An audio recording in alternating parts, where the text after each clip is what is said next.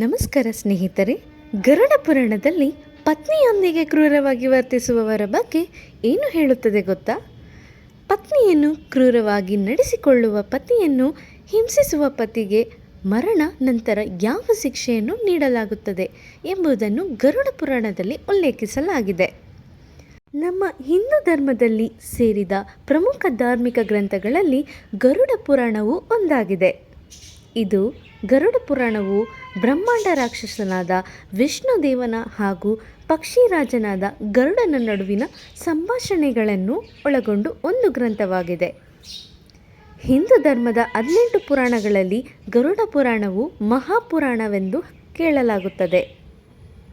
ಈ ಗರುಡ ಪುರಾಣವು ವ್ಯಕ್ತಿಯ ಮರಣದ ನಂತರ ಆತ್ಮದ ಪ್ರಯಾಣ, ಜನನ, ಮರಣ, ಪುನರ್ಜನ್ಮ, ಧರ್ಮ, ಭಕ್ತಿ ಮತ್ತು ಮೋಕ್ಷದ ರಹಸ್ಯಗಳನ್ನು ವಿವರವಾಗಿ ವಿವರಿಸುತ್ತದೆ.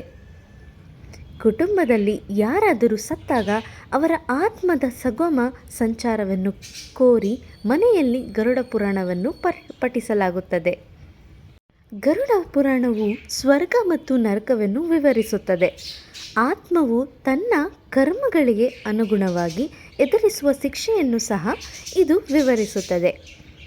ಈಗ ಗರುಡ ಪುರಾಣವು ತಮ್ಮ ಹೆಂಡತಿಯೊಂದರಿಗೆ ಕ್ರೂರವಾಗಿ ನಡೆದುಕೊಳ್ಳುವವರ ಬಗ್ಗೆ ಭಯಾನಕ ನರಕವನ್ನು ಅನುಭವಿಸುತ್ತಾರೆ ಎಂಬುದನ್ನು ವಿವರಿಸುತ್ತದೆ. ತಮ್ಮ ಹೆಂಡತಿಯರ ಮೇಲೆ ಕ್ರೂರವಾಗಿ ವರ್ತಿಸುವವರ ಆತ್ಮಗಳನ್ನು ಯಾವ ನರಕಕ್ಕೆ ಕಳಿಸಲಾಗುತ್ತದೆ ಮತ್ತು ಅವರಿಗೆ ಯಾವ ಶಿಕ್ಷೆಯನ್ನು ನೀಡಲಾಗುತ್ತದೆ ಎಂಬುದನ್ನು ನಾವು ಈ ವಿಡಿಯೋದಲ್ಲಿ ತಿಳಿದುಕೊಳ್ಳೋಣ. ಹೆಂಡತಿಗೆ ಮೋಸ ಮಾಡುವ ಪತ್ನಿಗೆ ಯಾವ ಶಿಕ್ಷೆ ನೀಡಲಾಗುತ್ತದೆ? ಗರುಡ ಪುರಾಣದ 7ನೇ ಅಧ್ಯಾಯ ಪ್ರಕಾರ ಓರ್ವ ವ್ಯಕ್ತಿಯ ಮರಣದ ನಂತರ ಆತನ ಪಾಪ ಕರ್ಮಗಳನ್ನು ಲೆಕ್ಕ ಹಾಕಲಾಗುತ್ತದೆ. ಒಂದು ವೇಳೆ ಅವನು ತನ್ನ ಹೆಂಡತಿಯನ್ನು ಕೆಡುಕನ್ನು ಮಾಡುತ್ತಿದ್ದರೆ, ಮೋಸ ಮಾಡಿದರೆ ಅಥವಾ ಆಕೆಯನ್ನು ಕೆಟ್ಟದಾಗಿ ನಡೆಸಿಕೊಳ್ಳುತ್ತಿದ್ದರೆ ಆತನ ಆತ್ಮವನ್ನು ಮರಣದ ನಂತರ ರೌರವ ನರಕಕ್ಕೆ ಕಳಿಸಲಾಗುತ್ತದೆ.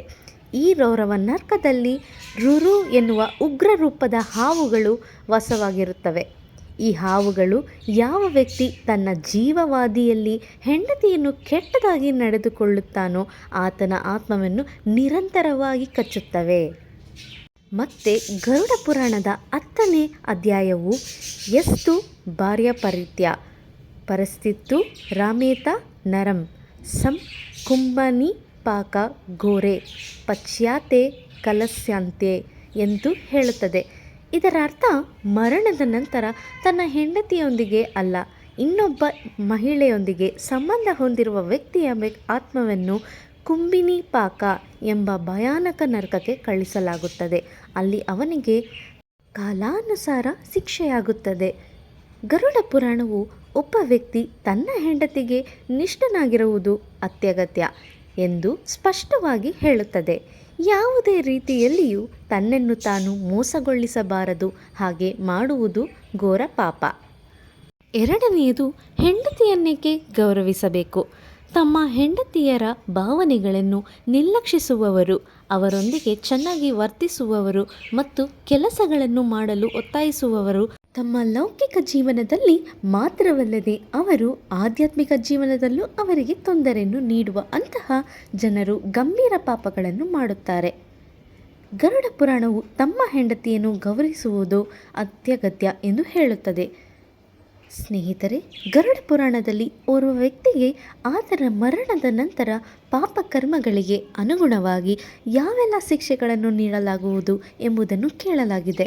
ಅದೇ ರೀತಿ ತನ್ನ ಪತ್ನಿಗೆ ಹಿಂಸೆಯನ್ನು ನೀಡುವ ತನ್ನ ಪತಿಯನ್ನು ಕೀಳಾಗಿ ನೋಡುವ ಪತಿಯು ತನ್ನ ಮರಣದ ನಂತರ ಯಾವೆಲ್ಲ ಘೋರ ಶಿಕ್ಷೆಗೆ ಗುರಿಯಾಗುತ್ತಾನೆ ಎಂಬುದನ್ನು ವಿವರಿಸಲಾಗಿದೆ. ಸ್ನೇಹಿತರೆ, ಕೇಳಿದ್ರಲ್ಲ, ಈ ಮಾಹಿತಿ ನಿಮಗೆ ಇಷ್ಟ ಆದಲ್ಲಿ ನನ್ನ ಚಾನಲನ್ನು ಸಬ್ಸ್ಕ್ರೈಬ್ ಮಾಡೋದನ್ನು ಮರಿಬೇಡಿ. Thanks for watching. ನಮಸ್ತೆ.